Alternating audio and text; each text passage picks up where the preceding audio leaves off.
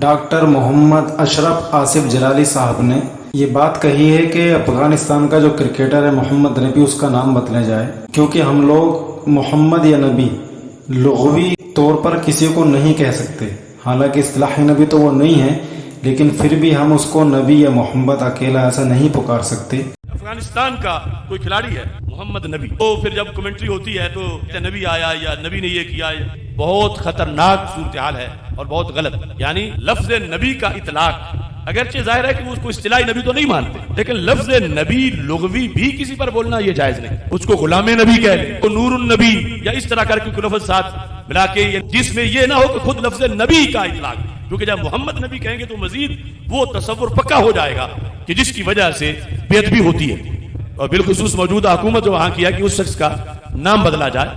ناموں کے معاملے میں باقاعدہ مہم چلانے کی ضرورت ہے۔ شعور پھیلانے کے لیے لوگوں میں بہت غفلت ہے اس بارے میں۔